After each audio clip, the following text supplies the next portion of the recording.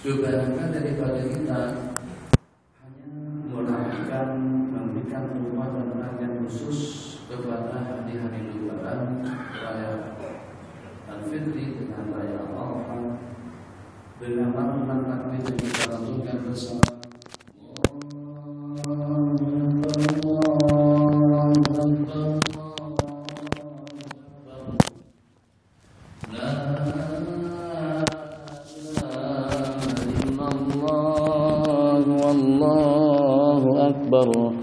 Allahu Akbar walillahil hamd. Jadi misalnya kalau dalam kehidupan seseorang sepanjang hidupnya, sejak daripada dia balik sampai dia meninggal dunia, dari waktu dia dilahirkan sampai dia kembali kepada Allah Jalla wa'ala, tidak pernah melaksanakan sembahyang hari raya, tidak pernah melaksanakan sembahyang hari raya, baik Idul Fitri ataupun juga dengan Idul Adha, itu tidak ada masalah, sedikit pun tidak akan mencederakan kepada iman dan keyakinannya. Dia tidak akan merusak amal dan ubudiyahnya kepada Allah Jalla wa'ala, sebagaimana dengan seseorang yang tidak melaksanakan sembahyang Jumat, apalagi kalau sampai 3 kali berturut-turut, akan dicop, akan ditutup, akan dikunci hatinya oleh Allah Jalla wa'ala. Maka kita membuat 2 perbandingan, atau juga membuat 1 perbandingan antara Idul Fitri wa Idul Adha dengan sembahyang Jumat yang terulang yang kita kerjakan sekali dalam seminggu. Kita kurang memberikan tumpuan yang sepatutnya kepada sembahyang yang diwajibkan sekali dalam seminggu, baik itu daripada sudut pakaiannya, daripada sudut penampilannya, daripada sudut persiapannya. Dimana kalau kita membanding-bandingkan, kalau pada waktu kita akan berlebaran haji atau juga dengan lebaran fitrah, insya Allah kira-kira dalam 40 harian ke depan, persiapan daripada kita dengan samping yang mana, baju yang mana, pakaian yang mana, ketupat yang mana, serunding yang mana, itu persiapan untuk kita menyambut hari lebaran haji dan puasa. Tapi ternyata persiapan-persiapan seperti itu boleh dikatakan tidak ada. Kadang-kadang ramai yang tidak mandi, kadang-kadang ramai yang tidak memakai pakaian yang secara khusus yang memang sepatutnya dipakai pada hari Jumat. Insya Allah boleh dipastikan hampir kebanyakan daripada kita berpakaian serba baru, warna-warni. Memang itu yang dituntut pada waktu kita berlebaran. Sunat dengan kita memakai pakaian yang bersih, yang baru, warna-warni, dan yang paling bagus daripada sejumlah sekian pakaian kita. Tapi kalau untuk hari Jumat seperti hari ini, pakaiannya serba putih, yang walaupun tidak baru, yang walaupun tidak megah dan juga tidak mahal, yang penting serba putih. Ini ternyata amalan sunnah, memakai pakaian yang serba putih ini diamalkan oleh orang mati. Orang yang hidup tidak mengamalkannya. Bagaimana? dengar ulasannya. Orang mati kita amalkan amalan sunnah kepada orang yang sudah meninggal. Apakah ada di antara daripada kita yang meninggal dunia nanti atau yang sudah meninggal yang kita kapan dengan 3 helai kain kapan biru karena dia biru, atau 3 helai kain kapan hijau karena dia hijau, atau 3 helai kain kapan oranye karena dia JSB? Itu tidak ada. Semuanya putih. Nabi kita bersabda dalam satu rangkaian hadis, ilbasu min siyabikumul bid wa kaffinu fiha mautakum. Pakailah daripada pakaianmu yang berwarna putih dan kafankan untuk orang-orang yang meninggal. Jadi kita amalkan untuk orang-orang yang meninggal. Tapi pada hari Jumat secara khusus yang dengan kita digalakkan dan dianjurkan untuk kita berpakaian serba putih, ternyata kita tidak memakainya. Masing-masing ikut fashionnya, yang biru, yang hijau, yang kuning, yang merah, yang ungu, yang coklat, dan jenis-jenis color lainnya. Sepatutnya dengan kita paling tidak dengan kita komitmen ikut aturan seperti pada waktu kita pergi ke office, seperti pada waktu kita bekerja di sebuah perusahaan. Kira-kira bagaimana dengan pakaian kru emas, kru Malindo, tuh dengan kru Bank Islam, CMB, dan juga dengan bank lainnya. Yang Petronas itulah dengan pakaian black bomb yang hijau. Kalau dengan CMB itu kalau tidak salah merah atau seperti apa. Kalau Asia serba merah dengan pakaian perempuannya, begitulah seterusnya. Tapi kenapa kita tidak mengikuti pedoman sunnah yang pada waktu kita melaksanakan sembahyang Jumat yang hanya diwajibkan sekali dalam seminggu? Kadang-kadang untuk memotong kukunya tidak berkesempatan. Kadang-kadang untuk mencabut ke bulu ketiaknya tidak ada waktu. Kadang-kadang untuk membeli pakaian yang serba putih tidak terpilih. Dan kadang dengan kita pergi sebelum mandi. Kalau mandi pun mandi untuk office kita, mandi untuk jabatan kita, mandi untuk kementerian kita. Kita bekerja hari Jumat, alhamdulillah kita di Kedah Jumat cuti. Kalau seperti di KL, Jumat tidak ada bedanya dengan hari-hari yang lain.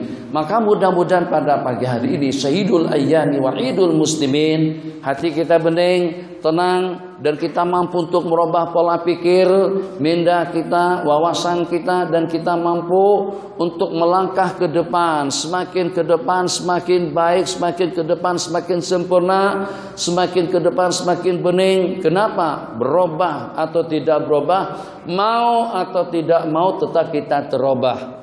Mungkin kalau perasaan pada masa saya awal-awal datang kemari janggut saya hitam. Datang kali ini janggut saya sudah banyak yang putih. Ini kadang-kadang disamar-samarkan saja jadi nampak kelihatan hitam. Sebenarnya sudah hampir putih dalam 2/3-nya. Tak boleh dirahasiakan, tidak boleh disembunyikan, tidak boleh ditutup-tutup. Ternyata manusia yang hebat tadi itu hebat dengan pesawatnya, hebat dengan teknologinya, hebat dengan membawa armada-armada laut, hebat untuk memindahkan produk dari tempat ke tempat, daripada negeri ke negeri, daripada negara ke negara, hebat untuk mengatur dunia, hebat untuk menyekat apa saja. Tapi ternyata dia masih belum mampu untuk menahan agar dengan uban jangan tumbuh. Lemah sungguh. Itu hakikat kita, manusia yang dikatakan luar biasa hebat tadi itu. Masya Allah, tabarakallah. Kuntum khaira ummatin, kalian merupakan sebaik-baik umat. Tuh ayat Allah berfirman, laqad khalaqnal insana fi ahsani taqwim. Telah kami jadikan manusia dengan sebaik-baik ciptaan dan kejadian. Allah berfirman, walaqad karramna bani Adam. Kami telah memuliakan umat manusia yang walaupun 1001 kebaikan kepada manusia, tapi ternyata manusia tidak mampu untuk menahan umur, tidak mampu untuk menahan kematian, tidak mampu untuk menahan uban, tidak mampu untuk menahan rambut supaya tidak tumbuh. Supaya kita senantiasa ingat hakikat yang ada pada diri kita masing-masing. Itulah firman Allah yang berbunyi, wa khuliqal insanu dha'ifa. Dan Allah ciptakan manusia dalam keadaan lemah dengan nafsunya, tidak dapat kadang-kadang berhadapan dengan nafsu yang mencabar, lemah dengan keinginannya, tidak dapat mengelakkan diri atau mencegah diri daripada keinginan yang diinginkannya, yang sehingga kadang-kadang manusia terbabit. Bukan lagi terbabit dengan perkara-perkara yang negatif, justru dengan perkara-perkara yang terkutuk. Lemah betul di hadapan perempuan, lemah betul di hadapan wanita, lemah betul dengan syahwat dan nafsunya, lemah betul dengan jabatan dan kedudukannya. Dia babitkan diri dia pada tahun 2017 yang akan datang kepada berbagai perkara-perkara terkutuk, menipu, risuah, atau juga dengan cara yang licik, dengan cara yang kotor. Yang penting kita mampu untuk mengekalkan jabatan dan kedudukan kita, atau untuk kita mendapatkan dan meraih sokongan daripada orang ramai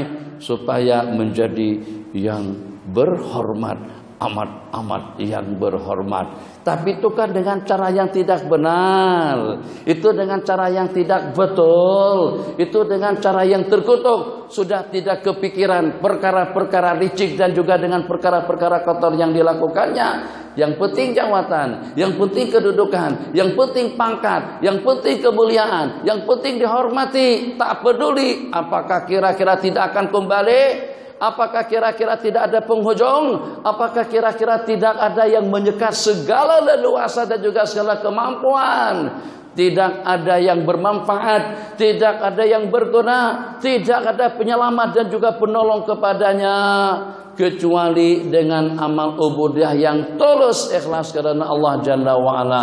Muslimin muslimat rahimakumullah. Maka mudah-mudahan dengan kuliah subuh yang kita adakan pada pagi hari ini, sedikit kita merenung sesaat waktu dengan kita mengamat tentang hakikat hidup, agar bagaimana alhamdulillah muslimat dengan telkung yang seragam semuanya putih, hanya ada beberapa orang saja hijau, biru dengan hitam, dan juga dengan warna agak kecoklat-coklatan di belakang. Kalau muslimin memang macam-macam, ada yang putih, ada yang hijau, ada yang biru, ada yang merah, ada yang kuning dan lain sebagainya. Mudah-mudahan kita dengan pakaian yang serba putih, kita tengok bening, tenang, bersih. Kita inginkan juga persembahan ibadah yang kita laksanakan itu memang betul-betul bening. Masya Allah, tabarakallah, dijemput lagi, diundang lagi, ceramah lagi, pengajian lagi, konser lagi, lagu lagi, persembahan lagi. Kenapa? Orang tidak ada jemu-jemunya untuk menjemput Siti Nurhaliza. Orang tidak ada jemu-jemunya untuk menjemput kumpulan daripada Awi dan Mawi. Orang tidak ada jemu-jemunya untuk mendengar persembahan dangdut, karaoke dan juga dengan yang sejenisnya. Kenapa? Karena mereka membuat persembahan yang bagus. Karena mereka membuat persembahan yang ideal. Tadi saya baca tersalah-salah sebab saya jarang jadi imam. Saya kalau Jumatan ini saya suruh murid saja yang jadi imam. Saya suruh dah tadi dengan perantaraan dia jadi imam, tapi Tuan Haji suruh saya juga, paksakan saya juga jadi imam. Ya Allah ya Arhamar Rahimin. Bukan gegabah, bukan takut, tapi kalau lama, kalau untuk imam maghrib itu biasa, subuh ini panjang bacaannya. Jadi akhirnya tajwidnya itu sudah jadi tidak keru-keruan. Kenapa? Asbab musababnya coba dengar sejak dari dulu. Saya kalau bercakap laju, cepat. Orang yang biasa hafal Quran dengan cara cepat, suruh baca Quran slow, hilang ingatan. Itu masalahnya. Sepatutnya kalau ngapal Quran itu pelan-pelan. Bismillahirrahmanirrahim. Wal-laili idza yaghsha وَالنَّهَارِ إِذَا تَجَلَّى وَمَا خَلَقَ الذَّكَرَ وَالْأُنثَى إِنَّ سَعْيَكُمْ لَشَتَّى فَأَمَّا مَنْ أَعْطَى وَاتَّقَى وَصَدَّقَ بِالْحُسْنَى فَسَنُيَسِّرُهُ لِلْيُسْرَى. Kalau hafalnya perlahan-lahan, baca laju, senang. Tapi kalau hafalnya laju seperti pada dulu-dulu pada masa kami di Mekah, baca perlahan-lahan, lupa ayat yang berikutnya. Itu ceritanya. Jadi itu kesalahan saya sendiri. Astaghfirullahaladzim. Jadi persembahan yang cantik, Masya Allah, tabarakallah, tuh kenapa dengan kumpulan yang sana, tuh kenapa dengan kumpulan yang di sini. Bahkan kadang-kadang negara kita jemput kesebelasan daripada luar negara untuk mengadakan pertandingan persahabatan dengan kesebelasan kita, kesebelasan harimau namanya. Harimau Melaya. Harimau Melaya.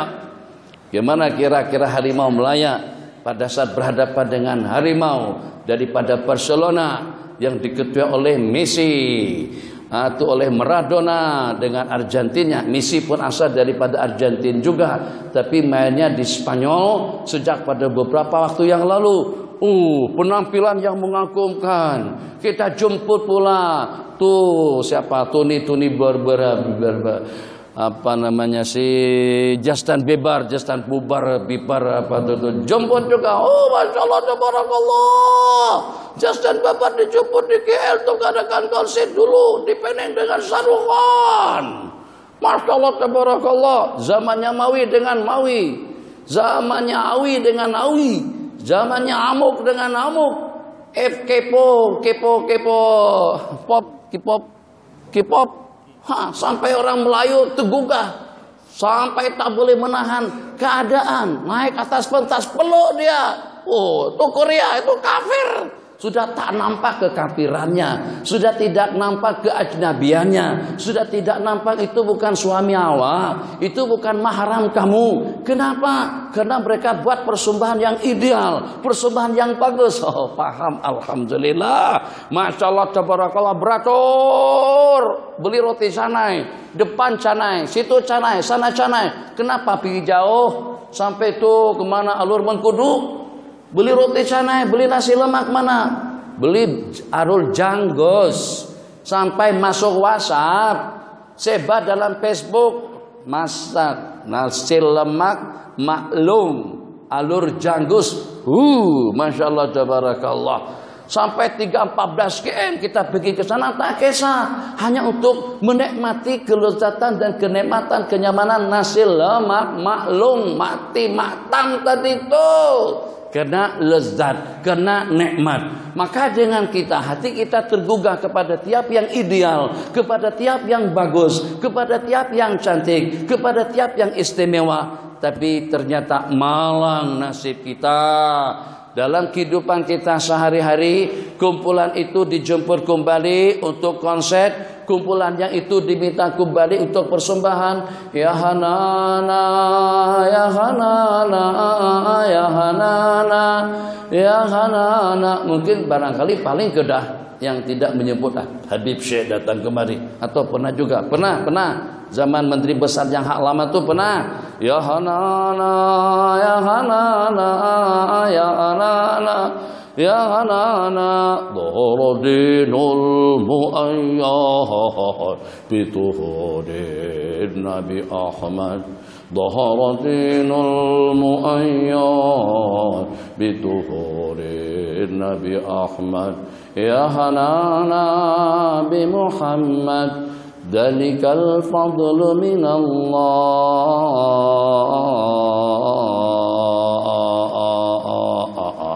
Allah ya Hanana. Jemput lagi. Kenapa? Buat persembahan yang cantik dan ideal. Insya Allah, bahkan sepatutnya, bahkan sewajarnya, bahkan sewajibnya pun juga dengan kita buat persembahan yang ideal di hadapan Allah Jalla wa'ala, dengan sembahyangnya, dengan zikirnya, dengan amalannya, dengan bacaannya, dengan tasbihnya, dengan tahmidnya. Pastikan dengan jumlah hitungan yang cukup, dengan jumlah bilangan tasbih, tahmid dan takbir. Subhanallah, subhanallah, subhanallah, subhanallah. Kadang-kadang pakai tasbih subhanallah, subhanallah, subhanallah, subhanallah. Ini menariknya nih kadang-kadang sekali 3, sekali 5. Baru 13 sudah cukup 33. Baru 20 sudah menjadi 33. Nah itu tak betul, satu persatu. Subhanallah, subhanallah, subhanallah, subhanallah. Tadi saya tidak pakai hitungan, saya pakai lagu. Jadi tiap lagu, tiap rentak dia ada hitungannya. Subhanallah, subhanallah, subhanallah, subhanallah, subhanallah, subhanallah, subhanallah, subhanallah itu 8 kali. Coba hitung, Bang Sanusi. Subhanallah, subhanallah, subhanallah, subhanallah, subhanallah, subhanallah, subhanallah, subhanallah. 8 kali 4 32. Subhanallah, alhamdulillah, alhamdulillah, alhamdulillah, alhamdulillah, alhamdulillah, alhamdulillah, alhamdulillah, alhamdulillah, dengan hitungan yang cukup. Itu baru persembahan yang cantik. Ini dengan kita buat persembahan. Ya imam persembahan kita sambil mengantuk. Ima persembahan kita dengan hitungan yang tidak cukup. Ima dengan kita tidak persembahkan langsung duduk ngelamun saja, tundukkan kepala khasyat tadzallul inkisar di hadapan Allah. Dikira memang betul-betul khusyuk, rupa-rupanya mengantuk. Itu persembahan. Coba saja raihannya, hijaznya, atau rabbaninya, atau kumpulan-kumpulan yang mana satu buat persembahan sambil mengantuk, tidak akan ada persembahan yang selanjutnya. Mereka tidak akan dijemput. Maka agar kita senantiasa dijemput oleh Allah, senantiasa mendapatkan restunya Allah, perlindungannya Allah, pertolongannya Allah, rahmatnya Allah, maka sembarang gangguan yang mengganggu kita singkirkan. Sembarang gangguan yang mengganggu kita ketepikan. Sembarang gangguan yang mengganggu kita lenyapkan dan kita senyapkan. Tawajuh sepenuhnya hanya kepada amal ubudiyah yang kita laksanakan, hanya kepada zikir yang kita lantunkan, agar dengan kita juga mampu untuk membuat persembahan ibadah di hadapan Allah ideal, cantik, indah, lengkap, sempurna, bagus, berkualiti. Masya Allah, tabarakallah, Allahu Akbar. Sehingga kebaikan-kebaikan yang kita dapatkan daripada awal takbir, dari saat kita menundukkan pandangan, daripada permulaan sembahyang sampai kepada penghujungnya lengkap dan sempurna, dilengkapi lagi dengan zikir, dilengkapi dengan tahlil, dengan tasbih, tahmid dan takbir, dilengkapi dengan doa, dilengkapi dengan munajat. Ya Allah, ya Arhamar Rahimin, ya Hayyu ya Qayyum. Malam 27 Ramadan, hati-hati nanti. Jangan sampai terperangkap dengan jebakan syaitan. Jangan sampai terperangkap dengan jaringan iblis yang licik. Apalagi kalau pada waktu kita di tanah suci Mekah, apalagi kalau pada waktu kita ditakdirkan untuk berada bersama jamaatul muslimin di kota Madinah, bil Masjid Nabawi. Malam yang ke-27, kadang-kadang malam khatam Al-Quran, kadang-kadang pada malam yang ke-23 yang diramalkan adalah malam Lailatul Qadar. Dengan khasyahnya, dengan tadzallulnya, ya Allah, ya Hayyu ya Qayyum, ya Allah, ya Dzal Jalali wal, ya Allah, ya Qawiyyu ya Matin,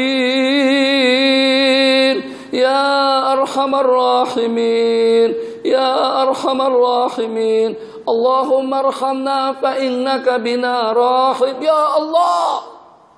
Satu, khasyah, tadzallul, menangis, datang setan, keluarkan handphone, selfie dulu. Akhirnya pada masa asik-asiknya berdoa dengan tetesan air mata, selfie. Ya Hayyu ya Qayyum, ya Dzal Jalali wal Ikram. Ada makcik muslimah belakang, timbalan Perdana Menteri. Ya Hayyu ya Qayyum. Atau dengan Setiausaha Agung atau apa saja. Syaitan tak pernah senyap, tak pernah tidur, selalu saja kacau kita. Hari ini nanti coba saja, di sini kuranglah. Tapi kalau duduk di KL sakit hati. Orang masuk ke masjid belum salam lagi handphone sudah dikeluarkan dah. Udah main handphone sepanjang 24 jam. Tidur dengan handphone, makan dengan handphone, tidur dengan handphone, bangun dengan handphone, selepas sembahyang dengan handphone, rekreasi dengan handphone, keluarga dengan handphone, kemudian zikir dengan handphone, yasin dengan handphone. Jarang. Tengok saja poket di sini. Kalau di situ dulu dompet letak di sini. Dompet tu berbelanja beli roti canai. Sekarang dompet tak penting, yang penting handphone. Itu rukun Islam yang ke-6. Kalau tidak ada handphone berarti tidak sempurna keislamannya. Rukun Islam yang pertama, 2 kalimat syahadat, sembahyang, zakat, puasa, haji. Yang ke-6 itu adalah handphone atau merupakan rukun iman yang ke-7. Berarti dengan kita tidak boleh hidup. Nah, kembali kepada mukadimah kita tadi itu, mudah-mudahan yang pada siang hari ini Jumatan yang ideal Jumatan yang bersih tanpa ada gangguan, tanpa ada sembarang yang merusak dan yang menodainya. Masya Allah, tabarakallah. Saya kongsikan kuliah subuh pada malam atau pada pagi hari kemarin. Tadi dengan kita berzikir sebanyak 33 kali, tahmid 33 kali, takbir 33 kali. Diingat, jangan didiskon, jangan dipotong-potong, jangan dikurang-kurangkan hitungan yang cukup. Bilangan yang cukup tiap angka, tiap bilangan, hitungan 37, 41 ataupun juga 33 ataupun juga 100. Nabi kita bersabda, inna lillahi tis'atan wa tis'ina asma mi'atan illa wahidah. Bagi Allah terdapat 99 nama, 100 kecuali satu. Man ahsaha, barang siapa menghafalnya, berarti di situ ada rahasia hikmah, ada rahasia hukum, ada rahasia amalan 100. Kalau kita tidak menghafal yang 100, kalau kita tidak mengira dan menghitungnya, kalau kita tidak menghafal keseluruhannya, kita tidak akan mendapatkan janji yang dijanjikan oleh baginda Rasulullah Sallallahu Alaihi Wasallam. Jadi nanti hari kiamat jangan komplain, malaikat, mana tiket surgaku? Mana tiket, mana paspor masuk surga, mana tas inggu surgawi, mana smateknya surgawi. Kata malaikat, minta maaf, awak tak punya macam mana? Awak tak catatkan ngantuk, kat tidur, kat bersatu. Aku senantiasa baca asma'ullahul husna. Iyalah, kata malaikat, tapi awak baca setakat 71 aja. Yang selebihnya awak buka handphone pada waktu itu. Gara-gara kena handphone lagi asma'ullah husna jadi tidak cukup. Gara-gara handphone yasinannya tidak selesai, bacanya tidak keru-keruan, timbul tenggelam. Kadang-kadang baca tek-tek, buka dulu. Jadi tuan imam baca yasin terus bersambung. Habis WhatsApp kita tengok, kalau perlu dibalas, lepas kita balas. Konsentrasi kita sudah terpusing daripada tujuan. Imam baca, sedar balik, masuk kembali dalam kumpulan yasinan. Wa ma liyala a'budul ladzi fatarani wa ilaihi turja'un. Dan 13 ayat kita ketinggalan. Bolobang. Coba saja kalau seandainya ada tembok, minta maaf, masjid kita ini sudah lama. Coba kalau dengan masjid yang baru, nih kapet, alhamdulillah. Ini kapet tidak ikut politik, tidak ikut siapa-siapa. Sebab masjid kalau dipolitikan terus sampai ke bumbungnya warna politik, kapetnya warna politik, kursinya warna politik, temboknya warna politik. Kesian masjid juga dipolitikan sama kita-kita. Jadi entahlah sebab kenapa. Tak payah kenapanya, nanti tersinggung pula. Jadi permasalahannya sekarang yang dengan kita, kalau kita ternampang ada saja yang berlobang, mesti tuan imam komplain, kata imam cobalah digantilah yang khas itu tuh. Itu sejadah itu dah rusak, itu berlobang, itu terkena api, itu terkena obat nyamuk, ganti. Tanah kita dengan yang rusak seperti itu. Tapi kita kenapa mau yang rusak dengan ibadah? Kenapa kita mau yang rusak dengan sembahyang? Kenapa kita sudah tidak ideal? Kenapa kita sudah tidak bijak? Kita yang mampu untuk membeda-bedakan antara yang bagus, antara yang cantik, antara yang indah, antara yang ideal. Kenapa kita tidak mampu membeda-bedakan yang bagus dalam ubudiyah kita kepada Allah Jalla wa'ala? Ini diantara daripada perkara yang patut kita amati. 33 dengan hitungannya. Subhanallah. Pastikan hitungannya. Terserah nak hitung dengan cara mana, lagu mana, dengan gunakan tasbih boleh. Jepun udah bantu, Korea udah bantu, Cina oleh bantu. Cina buatkan yang Cina. Korea, Cina juga buat yang pakai nomor 1, 2, 3, 4 yang diletak di cincin tangan tuh. Itu juga dengan hitungannya juga. Masya Allah, tabarakallah. Sehingga sampai pramugari-pramugara pun menggunakan tasbih itu. Sampai kepada pramugari-pramugara gunakan tasbih yang buatan Cina tadi itu. Hitung penumpang lah. Bukan tasbih, hitung penumpang. Maksudnya pramugari-pramugara cukup prihatin tentang jumlah penumpang. Kenapa kita tidak prihatin dengan jumlah bilangan tasbih yang kita tasbihkan? Ini untuk kita menerbangkan pesawat ibadah yang akan membawa kita ke alam akhirat. Kenapa tidak mendapatkan perhatian? Kita tasbihkan sambil mengantuk. Kita tasbihkan dengan tidak ada semangat. Kita tasbihkan dengan hitungan yang tidak cukup. Subhanallah, subhanallah, subhanallah, subhanallah, subhanallah. Kalau subuh-subuh lagunya macam tuh. Kenapa? Nah, antar anak sekolah. Nah, antar aja. Tasbih sambil di jalan, tasbih tengah jalan, sambil dalam kereta. Tak payah komplain kepada tuan imam yang lagu macam itu, sebab tuan imam nakan hitungan yang cukup. Subhanallah, subhanallah, subhanallah, subhanallah. Kenapa? Sebab kita nak menghayati isi kandungan subhanallah, maha besar Allah, maha suci Allah. Ya Allah, dengan kesucianmu, sucikan hatiku, sucikan ibadahku, sucikan amalanku, sucikan pikiranku, sucikan keluargaku, sucikan pakaianku, daripada segala perkara yang terlarang, daripada segala perkara yang terkutuk, daripada segala perkara yang berusak, daripada segala perkara yang menodainya. Subhanallah, maha suci Allah. Sucikan ibadah kami daripada ria, sucikan ibadah kami daripada ujub, sucikan kehidupan kami daripada haram, sucikan ibadah kami, kehidupan kami daripada syubhat. Ya Allah, imbaskanlah, lempiaskanlah sifat kesucianmu itu kepada kami dalam kehidupan sebagai umat beragama 33 kali, insya Allah. Pandangannya bersih, telinganya bersih, pakaiannya bersih, anggotanya bersih, sebersih pakaiannya, sebersih itu juga hatinya. Kenapa? Karena kita dah mendapatkan lempiasan, imbasan subhanallah pada saat kita bertasbih mengingat Allah.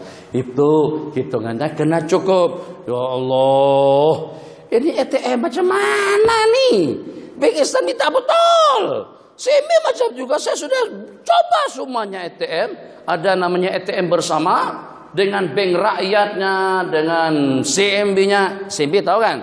CMB Cina, India, Melayu bersatu. Tuh CMB, C Cina, I India, M Melayu, B bersatu. Itu daripada Bank Bumi Putra dahulu. Bank Bumi Putra sudah tak ada lagi dengan CMB. Kembali baik Cina bersatu atau Melayu dengan Cina. Rupa-rupanya pakatan itu sejak daripada dahulu sampai ke bank-banknya pun juga ada pakatan. Cina, India, Melayu bersatu. Masya Allah, tabarakallah. Coba sini tak jadi, tak keluar-keluar, nak tahu baki berapa, kemudian nak keluarkan uang tunai. Bukan ATM yang bermasalah, pennya tidak cukup, setakat 5 biji saja. Itu sepatutnya kita lupa hak kita itu adalah Allahumma shalli ala sayyidina Muhammad 31 08 57. Betul? Apa tuh? 31 08 57 hari kemerdekaan. Kemerdekaan Indonesia lebih cantik. Saya nyimpang sejam. Ingatkan nanti ATM, nanti saya lupa lagi tentang cerita ATM tadi. Kita waktu tinggal 10 menit aja lagi. Indonesia merdeka 17 Agustus 1945. Suatu hal yang pelik bin ajaib. Tengok muslimat 17. Jadi kata sebagian 17 Agustus berarti 17 rakaat. Orang yang melaksanakan 17 rakaat sembahyang secara sempurna, dia akan Allah anugerahkan surga yang abadi. Pintu gerbang surga ada 8. Ayo rakyat Indonesia, nak sembahyang dah? Sembahyang dengan hitungan yang cukup. 8 pintu gerbang surga yang menunggu. 17 rakaat sembahyang, tak perlu dirincikan. 2 subuh, zuhur 4, asar 4, maghrib 3, isya 4, 17 semuanya. Balasannya surga, pintu gerbang surga akan terbuka. Kalau tanah akan ditunggu oleh 19 malaikat yang akan mengawalnya di dalam neraka. Oh, bagaimana? 1900. 1 dengan 9, 1 campur. Campur 9, 10. tambah 45. Indonesia merdeka pada tahun 1945. 19, 10, 4, 14, 5, 19 lagi. 19. Sesungguhnya penjaga pintu alaiha tis'ata asyar. Atas neraka jahanam itu ada terdapat 19 penjaga daripada malaikat-malaikat Allah. Penjaga neraka ada 19. Kalau tak sembahyang, kalau tak cukup, itulah yang menantikannya. Itu tentang hari kemerdekaan. 3108. Kemudian 5 saja, 5 biji saja, 5 angka saja. Apa nih, Tim? Tak keluar-keluar. Baki tak ada, uang tunai tak ada, transfer duit tak ada. Akhirnya coba, ini mungkin error nih, ini rusak. Coba ke CMB, coba ke Bank Islam, coba ke Maybank, semuanya sama. Allahu Akbar. Jangan cari pasal ya. Jangan cari masalah. Sebab ada orang kadang-kadang pada masa masuk duit nak beli minuman yang ada mesin do, duit dah masuk dah. Duitnya RM5 bukan RM2, RM5. Satu tin RM5. Dia tarik.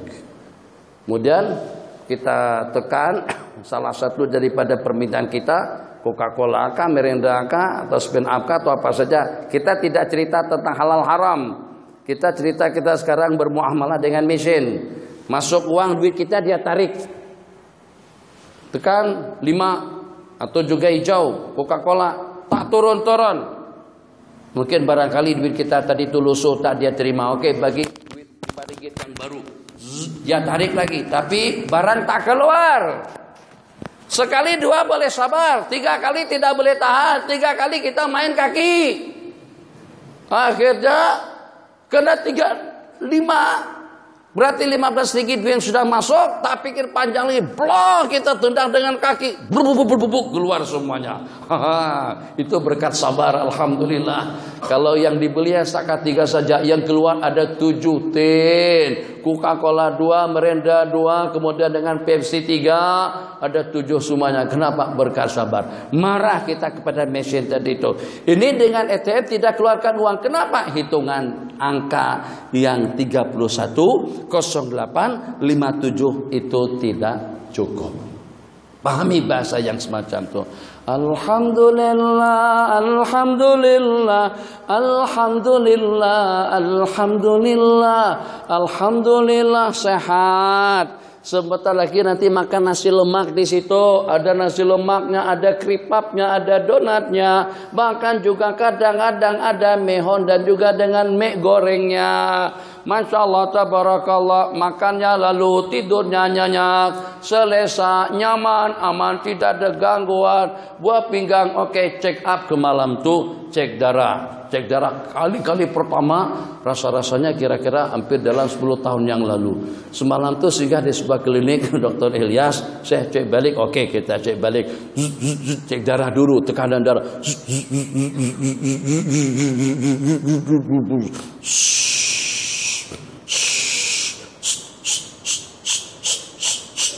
115. Bawah 70. Bagus kan? Katanya normal tuh. Alhamdulillah. Yang walaupun kolesterol naik, perut. Saya tak boleh duduk begini nih. Dulu selalu saja kalau ceramah, kalau pengajian, kalau menceritakan tentang Khalifah Zuhud, yang kalau pada tuh beliau tidur, senantiasa tidur melutut, meletakkan dahi ke atas kedua lutut, lutut didirikan, tak pernah tidur berbaring selama tidak kurang daripada 2 tahun. Lutut didirikan, kepala diletakkan ke atas lutut. Saya nak buat macam ini sekarang sudah tak boleh. Saya pun bingung kenapa tak boleh diletakkan. Tak boleh paha, kepala diletakkan atas lutut.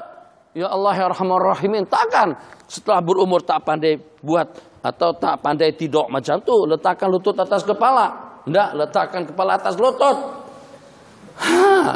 Ya Allah, tak perasan. Nih perut sudah seperti hamil 7 bulan. Rupa-rupanya itu penghalangnya.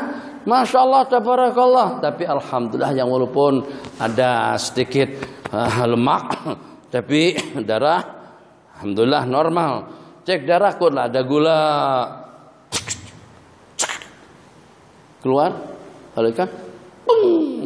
6,7. Bagus kan? Katanya yang masalah tuh 10, 11 atau berapa. Alhamdulillah gula pun juga tidak ada. Alhamdulillah itu nikmat. Agar bagaimana nikmat tadi itu kekal. Saban hari 3 tandan, 7 tandan, 6 tandan, 6, 7 tandan. Jual pisang goreng daripada selepas asar. Sebelum maghrib lagi semuanya habis. Kita nakkan keuntungan yang stabil, keuangan yang stabil, kesehatan yang stabil, kehidupan yang stabil, kenyamanan yang stabil, kenikmatan yang stabil. Jadi sepertinya jawabannya daripada Allah, alhamdulillah. Kamu kalau bersyukur, nikmat akan abadi. Dan kadang-kadang bukannya setakat abadi, justru wala in syakartum la azidannakum. Kalau kalian bersyukur, aku akan tambahkan. Alhamdulillah, tambah banyak. Alhamdulillah, sudah 10 anak, sudah 13 cucu, tambah lagi. Wala in syakartum, kalau sering baca alhamdulillah, istri akan beranak melulu. Kalau sering ucapkan alhamdulillah, rezekinya akan senantiasa selalu. Kalau sering ucapkan alhamdulillah, kalau tidak bertambah pun sebagaimana yang Allah janjikan, selama tidak ada ketentuan takdir, kehidupan kita akan menjadi aman dan nyaman. Tidak ada sebarang gangguan yang mengganggu. Kenapa? Karena kita bersyukur dengan hitungan yang cukup. Alhamdulillah, alhamdulillah, alhamdulillah, alhamdulillah, alhamdulillah keuanganku, alhamdulillah pakaianku, alhamdulillah keluargaku, alhamdulillah ekonomiku. Seperti itu. Ini dari tahun ke tahun merosot. Rasa-rasa sudah tidak ada harapan. Dan kalau bertanding buang-buang duit, letih-letih berkempen saja. Semalam pun menangnya hanya seakan menang 1 jam. Jadi ada 13.000 pengundi, 12.000 pengundi.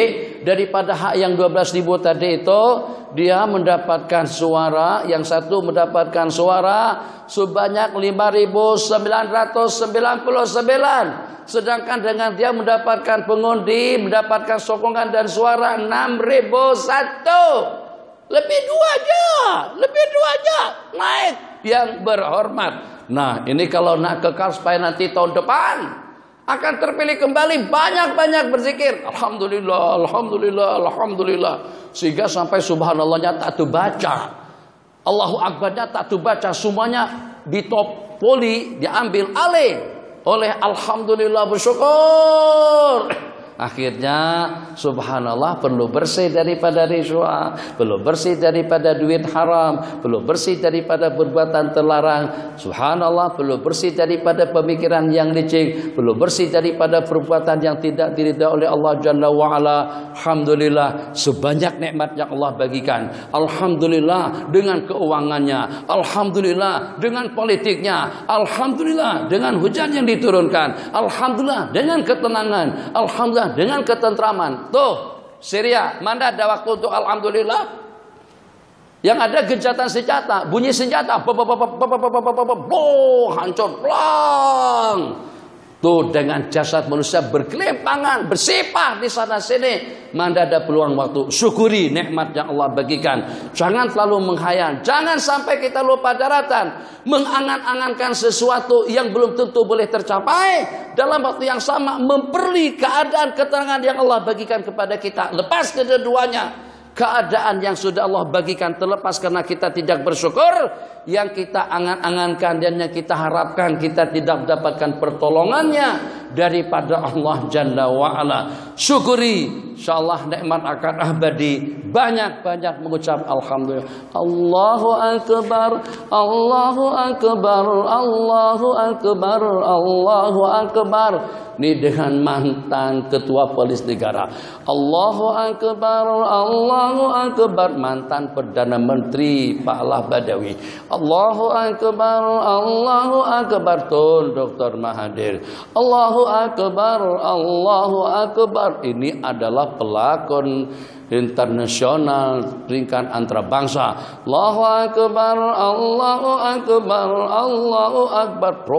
Brigadier Jenderal, Letnan Kolonel, Jenderal penuh Marshal siapa bin siapa. Allahu Akbar, Allah. Koprat duit banyak.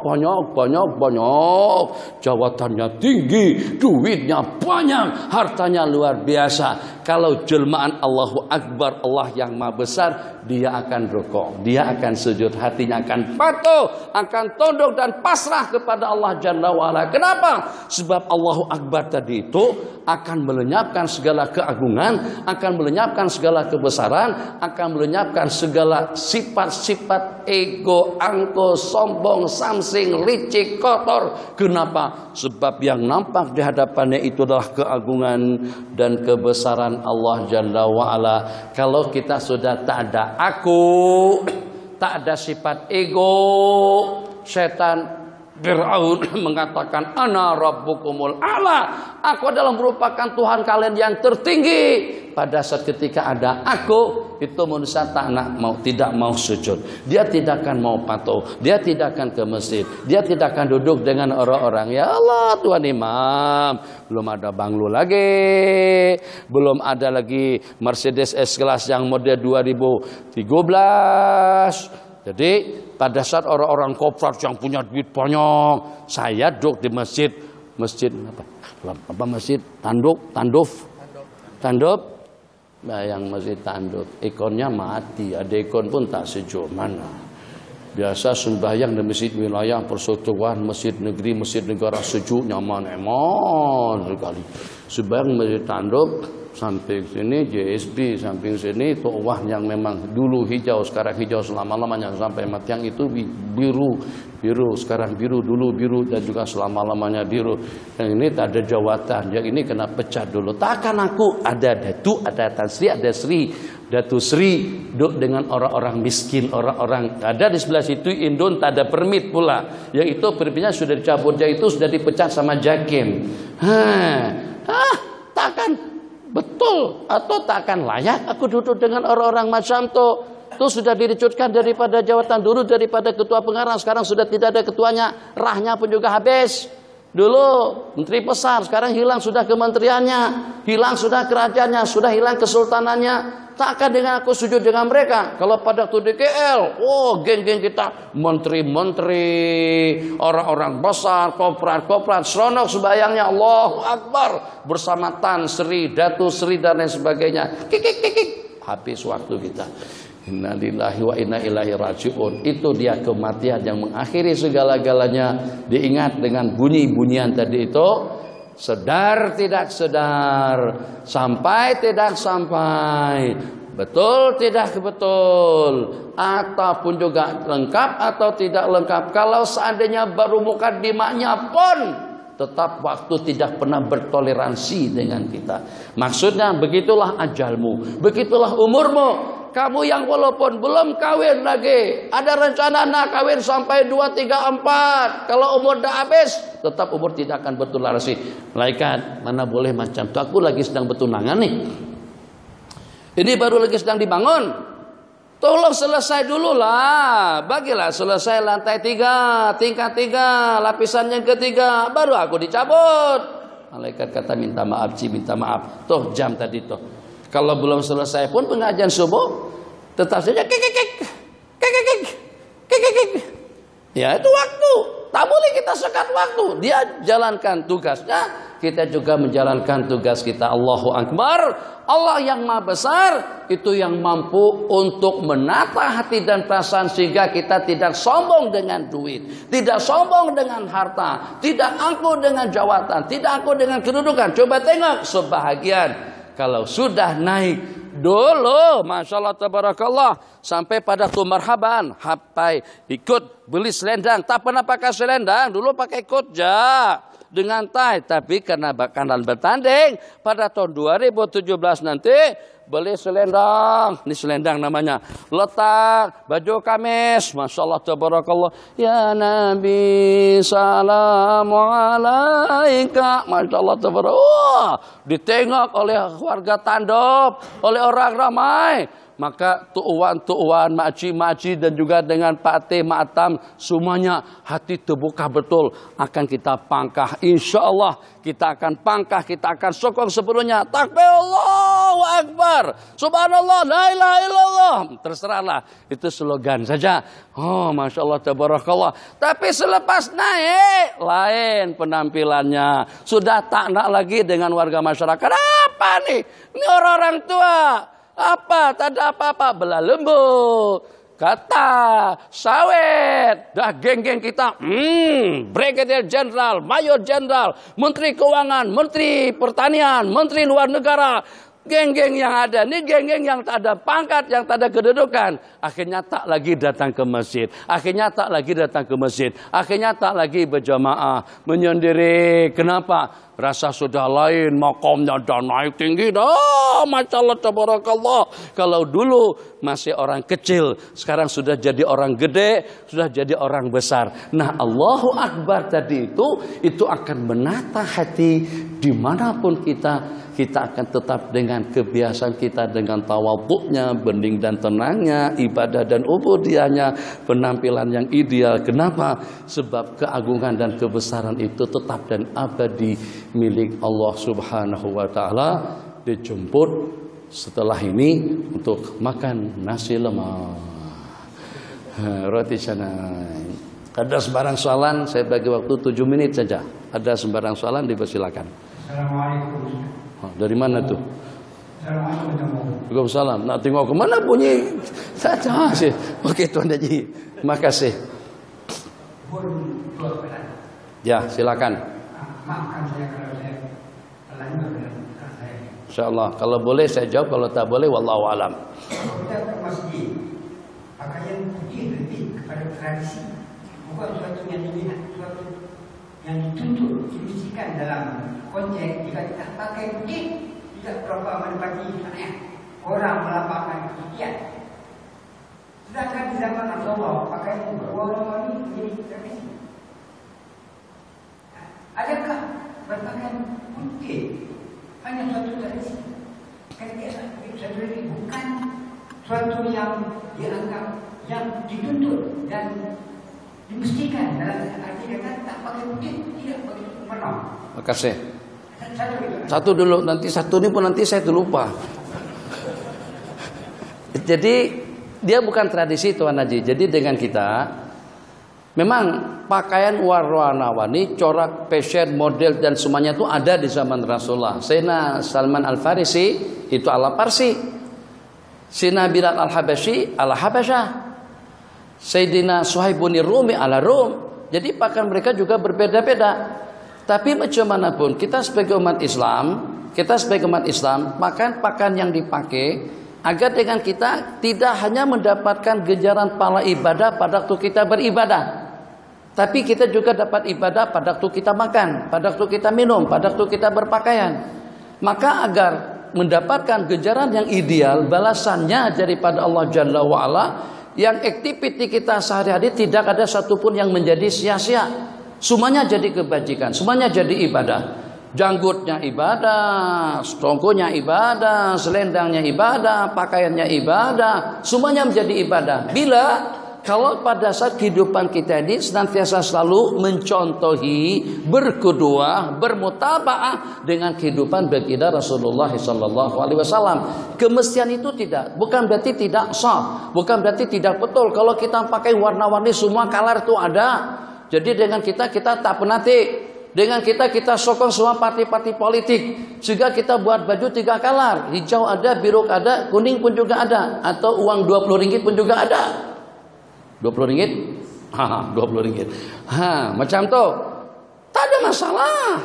Tapi tidak ada yang membuat pikiran kita jadi bening, yang membuat pikiran kita jadi tenang daripada kita memakai pakaian yang serba putih. Beroptimis agar hati kita juga bersih, pikiran kita juga bersih, segala-galanya menjadi bersih.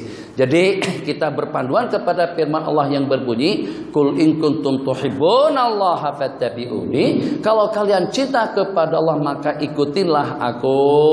Maka segala hal ehwal bagi Nabi kita ikuti. Datang lagi kumpulan daripada pensyarah-pensyarah, daripada yuyu mana, katanya sorban itu adalah Abu Jahal juga pakai sorban, Abu Lahab juga pakai sorban, pakai baju kamis.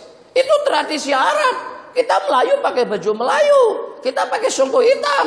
Tak ada kelebihan orang pakai sorban. Ini kurang asam, kurang garam. Awak sudahnya tak mengerti, komplain pula. Sudahnya tidak paham, protes lagi. Itu jahil murakab namanya. Kalau semacam itu falsafatnya, karena Abu Jahal pakai sorban berarti kita jangan pakai sorban. Abu Jahal kawin berarti kita jangan kawin. Abu Jahal makan berarti kita jangan makan. Gitu enggak? Itu jangan makan. Kenapa jangan makan? Abu Jahal makan, Abu Lahab makan, orang kafir makan. Kita bukan makan ikut Abu Jahal. Macam itulah kita juga dalam berpakaian. Jadi tuh guru kita pakai sorban bukan ikut Abu Jahal. Pakai sorban karena Nabi kita memakainya. Kita cinta Rasulullah, bukan cinta Abu Jahal. Kita mengidolakan Rasulullah, bukan mengidolakan orang kafir. Jadi itu senantiasa terngiang-ngiang, tak nak pakai, tak nak pilih, tak nak buat, tak masalah. Tapi jangan komplain, jangan memprotes. Sebagian daripada warga kita memakai baju kamis. Kenapa? Sebab pakai baju kamis, pakai baju jubah itu adalah pakaian kegemaran yang paling Nabi kita sukai. Jadi tak pakai putih tak ada masalah, tapi eloknya, abahnya agar mahabbah, cinta, kasih sayang kita kepada Rasulullah Sallallahu Alaihi Wasallam itu senantiasa membaur dalam kehidupan kita sehari-hari. Suka apa yang Nabi kita sukakan, cinta apa yang Nabi kita cintai, benci perkara-perkara yang Nabi kita benci, dan juga risau kepada perkara-perkara yang Nabi kita risaukan. Kenapa? Sebab begitulah yang diperintahkan oleh Allah, fattabi'uni, ikutilah aku, yuhibbukumullah, Allah akan mencintaimu. Yang kedua, Tuan Haji silakan. Tuan Haji jangan bahasa Kedah, saya kadang-kadang tak paham bahasa Kedah. Semalam tuh dengar ceramah di radio, pekat betul Kedahnya. Ya Allah ya Arhamar Rahimin. Tapi alhamdulillah boleh paham juga sebenarnya. Paham. Dakwah yang 5-6 bidang. Mereka tahu. Dalam sesi doa. Mereka berdoa memperang emosi. Sampai yang teriak terbuat sampai nak. Sampai begitu emosi sekali. Pokoknya apa itu? Jika dia beremosi yang begitu beremosi itu, hanya kerana itu satu pendekatan dakwahnya, bukan yang datang daripada hatinya yang beremosi. Apa? Dia sifat berpura-pura itu di mana saja dan dengan siapa saja tetap tidak cantik, tetap tidak bagus. Itulah yang kita sebut dengan riya, sum'ah dan ujub. Jadi semangat kita pada waktu kita berdakwah, semangat kita pada waktu kita berdoa itu tidak dipengaruhi oleh suasana dan keadaan. Kalaulah kita lebih semangat, nawaitunya juga bagus. Kalaulah dengan kita lebih raghbah, niatnya pun juga baik. Jadi kalau seandainya semangat itu hanya wujud pada waktu ada menteri, ada Pak Mertua, ada Pak Long, ada Pak Tim, subhanallah, yang pada waktu di hadapan orang ramai jadi aulia. Tapi kalau pada waktu sendirian jadi waliyanya syaitan, waliyadzubillah. Nah, kita tidak mau seperti itu. Jadi sum'ah, riya dan ujub itu yang dengan kita menunjukkan. Tapi kalau memang itu sudah kebiasaan kita, itu adalah tradisi hidup kita, di rumah dengan hitungan yang cukup, di masjid dengan hitungan yang cukup, di khalayak orang ramai dengan semangatnya, sendirian pun juga tetap juga dengan semangatnya, insya Allah itu yang terbaik. Tapi kadang-kadang Kadang-kadang Allah nak tunjukkan sebagian daripada balasan Allah kepada seseorang, sehingga dengan sedikit kebaikannya tadi itu mendapatkan sokongan dan dukungan, mendapatkan sanjungan dan pujian. Jadi kata sebagian ulama, itu bukan berarti habuan yang Allah bagikan yang akan mengurangkan balasan Allah nanti pada hari kiamat. Semangatnya tadi itu, akan tapi itu sebagai mukaddimah, sebagai pendahuluan yang Allah bagikan agar dia lebih semangat, agar dia lebih istiqomah, agar dia lebih baik. Tapi suatu perkara yang tidak baik, saya menangkap pertanyaan Tuan Haji tadi itu 100%, tapi pahamnya adalah 50%. Tapi mudah-mudahan dengan jawaban saya sudah tersentuh. Kadang-kadang kita semangat berdoa, doa itu tergantung kepada niat Tuan Imam. Selalu saja imam kita di sini, saya tidak pasti dengan imam yang mana satu, biar samar-samar saja dulu. Tapi pada amnya, ini kita secara ideal. Untuk sementara waktu, di sini tidak ada hijau, biru, oranye juga tidak ada putih saja.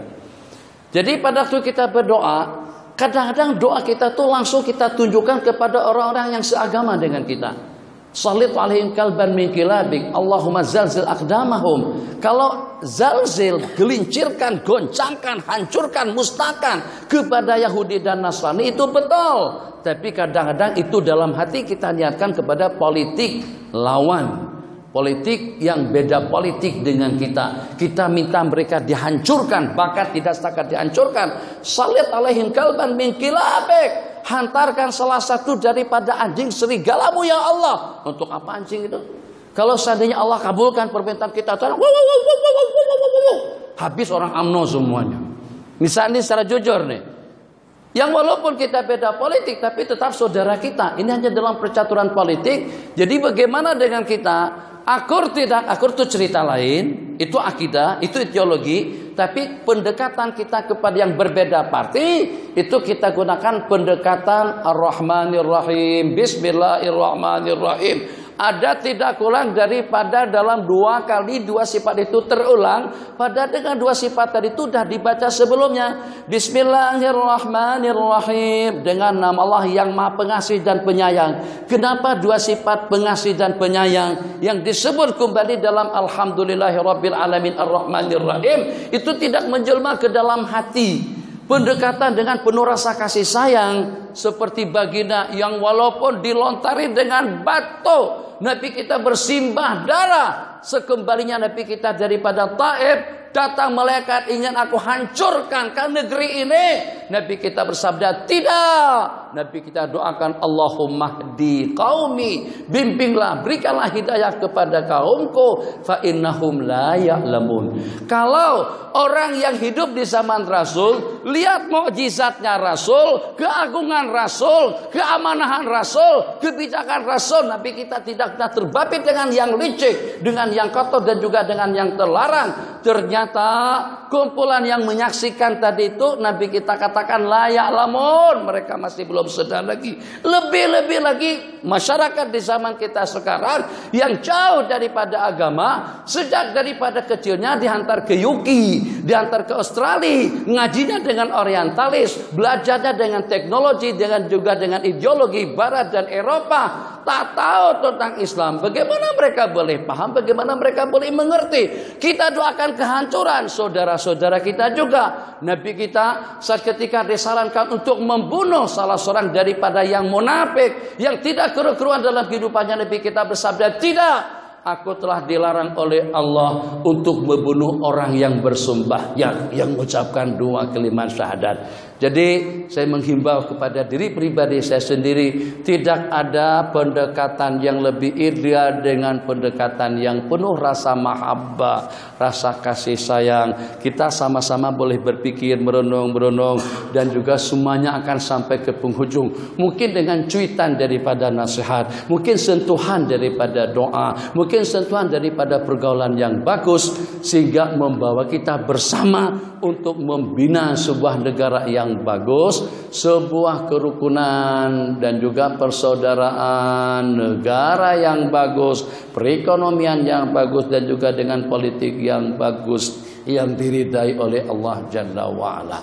Berbanding seperti yang kita katakan tadi, semangat pada waktu kita berdakwah atau juga mendoakan lawan, tapi ternyata lawan yang kita maksud di situ adalah sesama Islam sesama Muslim.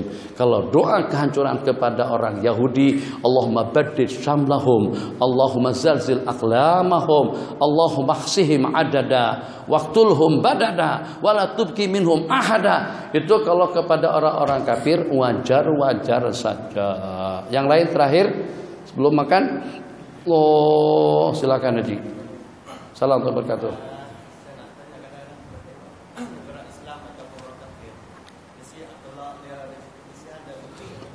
Betul. Boleh saya minum dulu? Kering. Bismillahirrahmanirrahim.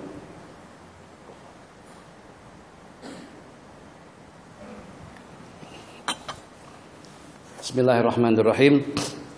Kekuatan kita umat Islam bukan dengan teknologi, bukan juga dengan ekonomi, bukan dengan politik. Kebanggaan dan kekuatan kita umat Islam itu dengan akidah yang betul, dengan keyakinan yang mantap, dan juga dengan keimanan yang kuat. Sementara dengan mereka justru kebanggaan dan kekuatannya dengan perekonomiannya, dengan pertahanannya, dengan budayanya, dalam pergaulannya.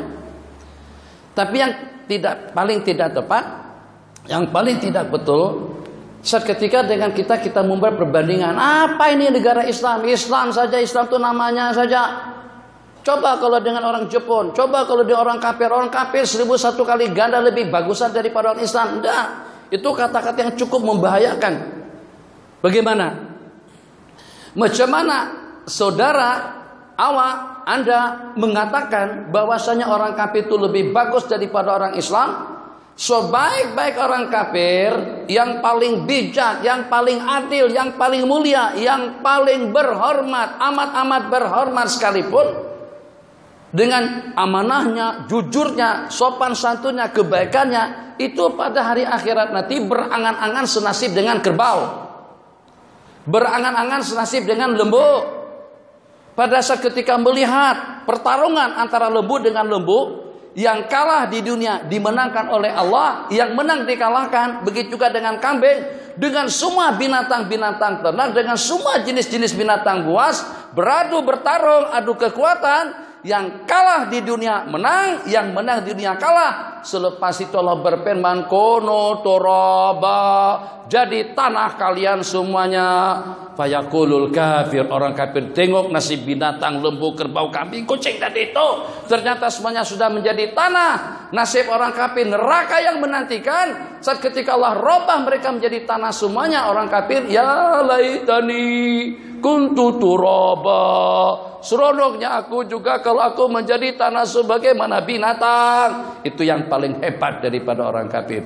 Jahat-jahatnya orang Islam, jahat-jahatnya kaum muslimin, yang walaupun kotor dengan penampilannya, kotor dengan cara berpikirnya, sangsing dalam kehidupannya, zalim dan diktator dalam kepemimpinannya, selama dia tidak menghalalkan yang haram, selama tidak mengharamkan yang halal, mati dengan kalimah itu penghujung akan membawanya ke dalam surga. Tapi dia transit dulu, haji transit.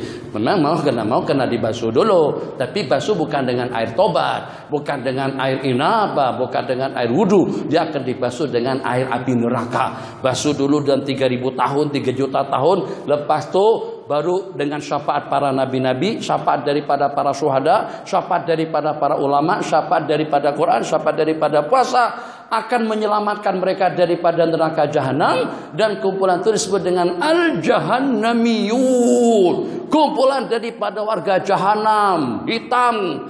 Jadi ya sebagaimana layaknya orang yang tersiksa. Maka selepas itu mereka dicelup ke dalam ma'ul hayat, ke dalam air hayat. Tubuh mereka, kulit mereka menjadi bening, bersih, sebagaimana layaknya penghuni-penghuni surga. Jadi saya cerita satu cerita dan cukup, nanti lapar kita. Bukan saya, jemaah lah. Saya masih boleh tahan lapar, tapi lapar juga sebenarnya. Jadi saya bagikan satu perbandingan. Masa-masa saya di Bogor, datang salah seorang padri, pastor, tapi dia sudah masuk Islam. Jadi dia pengalamannya sebagai padri, sebagai salib, Nasrani, dan pengalamannya dalam beberapa tahun selepas masuk Islam. Dia cerita dengan saya. Saya katanya, tahu saya, Dulu-dulu sewaktu dia jadi pastor, jadi padri, atau juga jadi pendeta, dia pernah ketinggalan handphone, dia pernah ketinggalan dompet, yang walaupun sampai berjam-jam ternyata dengan dompetnya, dengan handphonenya masih ada. Bahkan dihantarkan dan diserahkan kepada pemiliknya. Beda keadaannya, selepas saya masuk Islam, selesai saya sembahyang, melaksanakan sembahyang dalam masjid, kasus saya hilang. Beda kan? Kasus saya hilang. Masya Allah, bagus.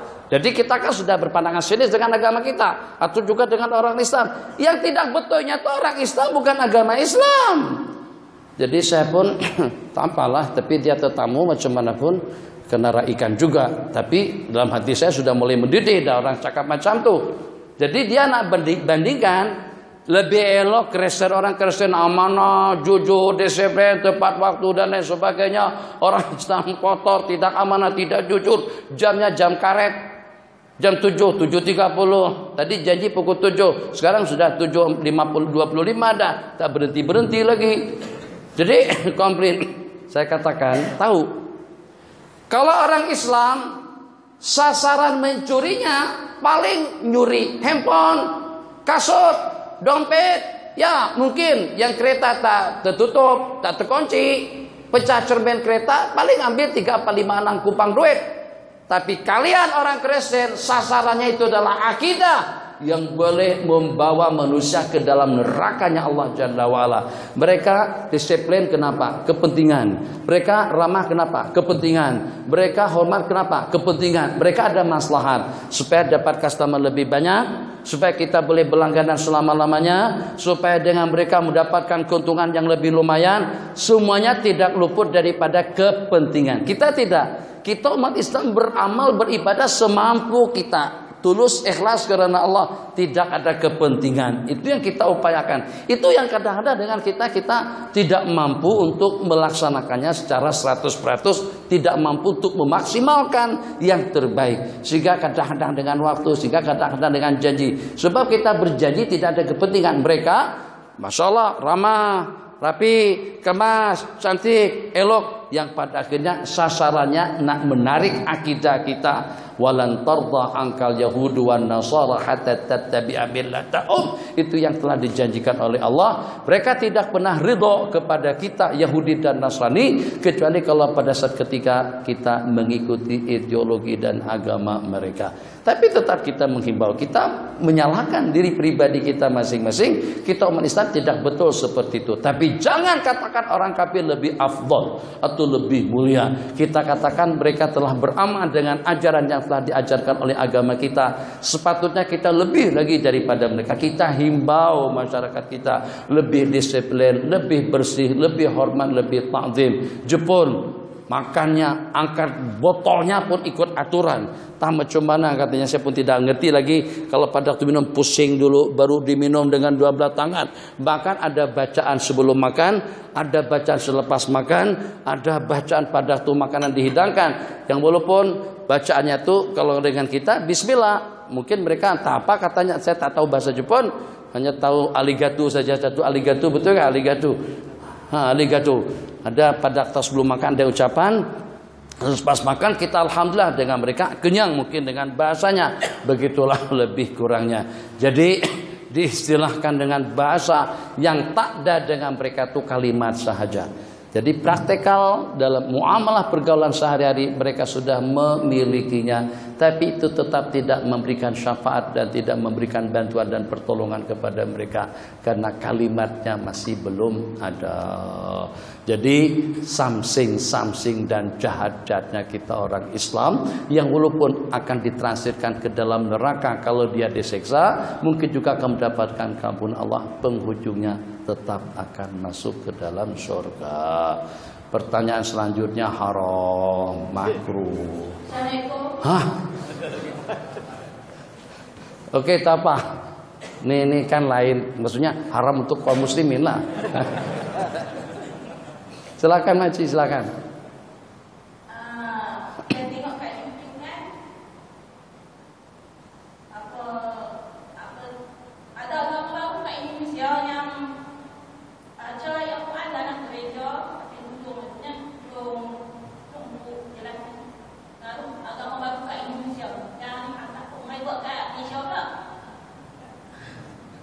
Dia kena tapis lah. Kita kena tapis. Budaya itu masuk daripada mana-mana saja. Kalau dulu hanya daripada warga dan masyarakat yang datang berkunjung ke negara kita. Kalau seperti zaman yang serba modern, yang serba terbuka, sistem globalisasi, yang sekarang itu masuknya melalui jaringan-jaringan internet dan lain sebagainya. Jadi dengan kita harus mampu untuk memfilter dan juga untuk membackup dan mempreset diri kita daripada budaya-budaya yang semacam itu. Tradisi hidup di sana kadang ada suatu perkara aneh bin ajaib. Macam mana? Masya Allah tabarak. Allahu Akbar, Allahu Akbar, Allahu Akbar, Allahu Akbar. Yang pakai rok mini di sebutan sana yang sampai ke paha tadi itu, Yokensi ketika kelihatan dia keluarkan barang dalam handbagnya, rupa-rupanya telkong di situ. Dia pun pakai telkong, berudu. Masa berudu itu masih kelihatan lagi paha, lutut, kaki, kepala, rambut, semuanya kelihatan, 100% kelihatan. Memang dia bukil. Tapi selepas itu dia pakai telkong, kita pun heran. Saat seperti itu, sesaat waktu sudah jadi Rabi'atul Adawiyah. Sudah jadi Sayyidatuna Aisyah radhiyallahu taala anha. Sembahyang cantik, molek, elok, bagus. Lepas sembahyang dia bukil lagi. Itu bagaimana? Nah, itulah yang berlaku. Itu diantaranya, tidak semuanya. Jadi pada waktu ditanya, awak kenapa seperti itu? Jadi kata dia, kalau hak tadi itu tuntutan agama. Allah suruh aku sembahyang, aku sembahyang. Sementara pakaian tadi itu ikut passion. Itu tuntutan passion dan model-model penampilan dunia modern. Begitu dengan jawabannya. Jawaban itu memang salah. Tapi begitulah jawaban daripada mereka. Maka akan bagaimana kita dengan tasbih, tahmid, takbir, yang dengan ucapan Allahu Akbar kita tidak dipengaruhi, tidak mudah tunduk dengan pahaman-pahaman yang masuk, tradisi-tradisi yang ada di sana sini, baik dari Indonesia. Saya mengakui di Indonesia ajaran sesat itu diakui oleh kerajaan. Banyak ajaran-ajaran yang tidak dibentras, macam-macam pahaman semuanya ada. Apa yang tidak ada? Sebab Indonesia asasnya kepada asas yang 5. Kita sini sebut mungkin rukun negara, rukun bernegara atau apalah dengan bahasanya, yang berketuhanan yang Maha Esa, keadilan sosial dan lain sebagainya. Jadi bukan atas panduan syariat Islam, bukan atas panduan agama Allah Jalla wa Ala. Sehingga kita tidak boleh menjual siasat, tidak boleh menyalahkan. Kan kita berketuhanan yang Maha Esa, ikut keyakinan masing-masing. Buddha dengan kebudaannya, Hindu dengan kehinduannya, Islam dengan keislamannya. Jadi kita tidak boleh saling ganggu-mengganggu. Itu bahasa yang digunakan di sana. Jadi dengan kita sudah memiliki perisai diri, maka agar bagaimana perisai kita itu mampu untuk membackup dan menyelamatkan kita, baik itu daripada pahaman atau juga daripada aliran. Jangan kita yang terbawa dengan keadaan yang tidak elok, baik di sini maupun juga di sana tuh juga di sini.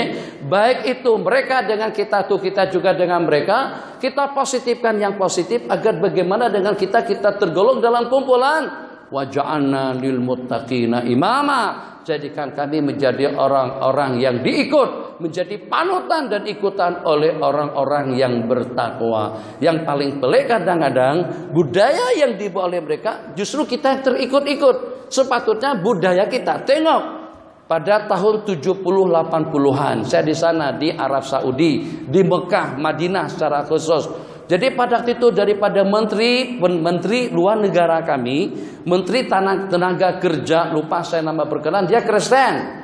Itu memang pada saat ketika dihantar pelacur-pelacur cantik ke negara-negara Arab dengan tujuan untuk menghancurkan negara Islam. Tapi ternyata dari sejumlah sekian yang dihantar tadi itu tujuan untuk merusak perang orang Arab, memang dah tercemarkan sebagiannya, terganggu sebagiannya. Tapi Masya Allah tabarakallah, Arab yang disiplin, Arab yang intima, mempunyai wala atau juga mempunyai ketahanan dan juga dengan pendirian yang kuat, dengan keyakinan yang kuat. Justru bukan pelacur yang merusak rumah tangganya, justru dengan pelacur yang menjadi seorang wanita sembahyang, baca Quran, tilawah, bening, zikir. Itu yang kita harapkan. Jadi kita berharap dapat pengaruh dan dipengaruhi oleh orang-orang yang baik. Jangan sampai yang tidak baik itu yang mempengaruhi kita. Itulah makna firman Allah yang berbunyi, Ja'al haqqu wa zahaqal batil datang kebenaran dan lenyap kebatilan. Innal batila kana zahuqa. Sesungguhnya kebatilan itu senantiasa lenyap dan sirna. Maka tugas kita sekarang ini bukan sekat, tapi tugas kita bagaimana lawan menjadi kawan. Bukan lawan, tetap lawan. Sebab lawan, tetap lawan, kita boleh dikalahkan dan ditumbangkan.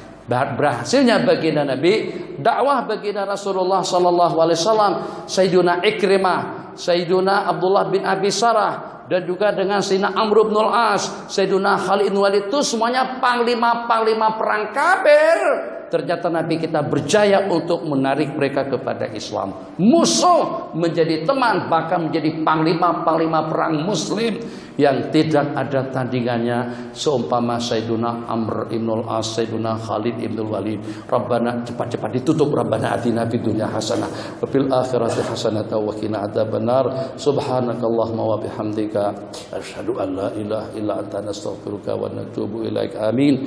Walhamdulillahi rabbil alamin. Waktu duha udah lama masuk, kita tidak bersalaman, masing-masing sembahyang duha 2 rakaat. Kalau tak boleh pun 2 rakaat, buat yang 8 rakaat lebih sempurna. Jadi tak bersalaman, bayang duha saja. Bismillah.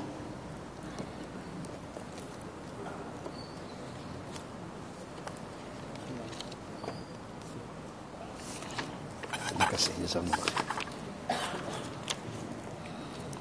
Apa nih tetamu? Sila sembahyang duha 2 rakaat. Sembahyang duha, doa sampai Ramadan. Sama-sama menjadi imam dan berkuliah subuh bersama kita. Nanti satu lagi pengumuman, kuliah duha bersama Datuk Abu Hassan bin Al-Hafiz, tarikh pada hari Isnin, masa 9 pagi hingga 10 pagi di Masjid Tandau. Semua muslim semat di Johor. Sekian, terima kasih.